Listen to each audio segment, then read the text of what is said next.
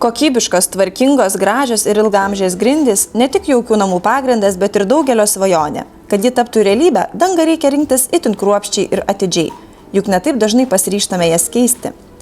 Renkantis grindų dangą būtina žinoti pagrindinius grindų tipus, skirtingas grindų savybės bei kitus svarbius elementus.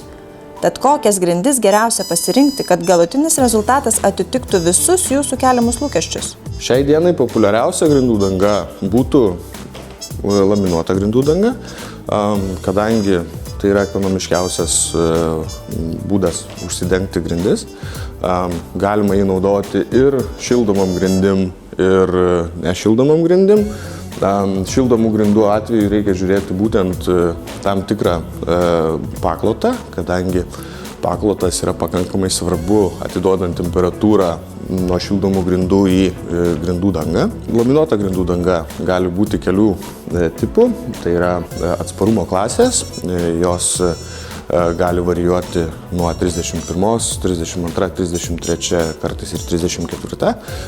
Būtent jos yra skirstomos tokiu principu, kadangi 31 klasė yra skiriama daugiau namų naudojimui, 32 šiek tiek didesniai šeimai arba mažesniam komercinių patalpų naudojimui, 33, 34 labai aukšto praeinamumo komercinių patalpų naudojimui. Galima ją pasidaryti pakankamai atsparę drėgmei.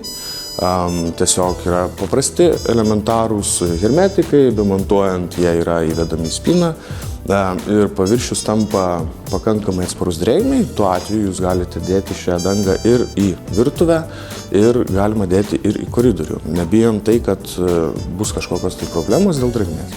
Grindys vienas iš svarbiausių namų interjero elementų daugiafunkcinėje erdvėje.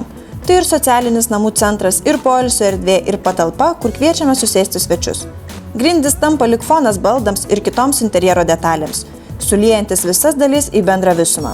Vadinasi, rinkdamiesi taip pat turime įvertinti ir funkcinės savybės, ir estetinę jų išvaizdą. Kita grindų danga, apie kurią galima pakalbėti, tai būtų natūralios, tai yra jom priskiriama dvisluoksnės, trisluoksnės arba medžio masyvas. Kai kurie gamintojai gamina vadinamą toplagą, skirtą tik tai šildomam grindim.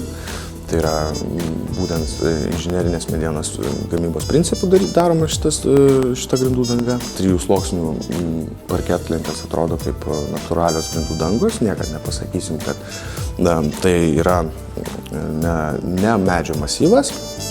Tai yra aktualu būtent žmonėm, kurie nori šiek tiek pataupyti, žmonėm, kuriem yra aktualu šildomų grindų efektyvumas, kadangi galima 3 sluoksnės parketlentės taipogi dėti ant šildomų grindų. Tai būtų vienas iš būdų, kaip turėti maksimumą natūralios grindų dangos būtent po savo kojomis. Medžio masyvas vadinamas, tai yra pilnai lenta, iš visiškos medžio padaryta lenta.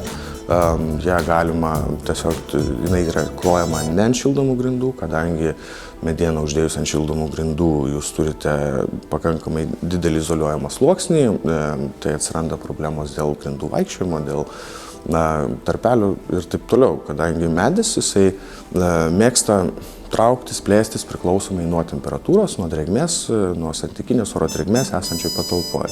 Kitas grindų tipas yra vinilinė grindų danga, kuri būtent renkamasi tuo atveju, jeigu norima didesnio ilgaamžiškumo, tiesiog dėvėjimosi atžvilgių. Kitos vietos, kur galima tai naudoti, tai būtų taipogi vonios, tualetai.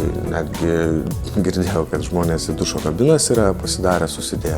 Ir puikiausiai veikia, kadangi tas daiktas vinilinė grindų danga nebijo visiškai drėgmės, nebijo vandens. Būtent labai efektyvu yra, kai ant šildomų grindų yra sudedama, kadangi pats efektyvumas jų yra labai panašus kaip plytelių, būtent temperatūros atidavimas, kadangi jinai iš esmės pati iš savęs jinai yra šilta ir susidėjus ją, žmogus tiesiog ilgiau nenorės įjungti šildymo, nenorės šildytis.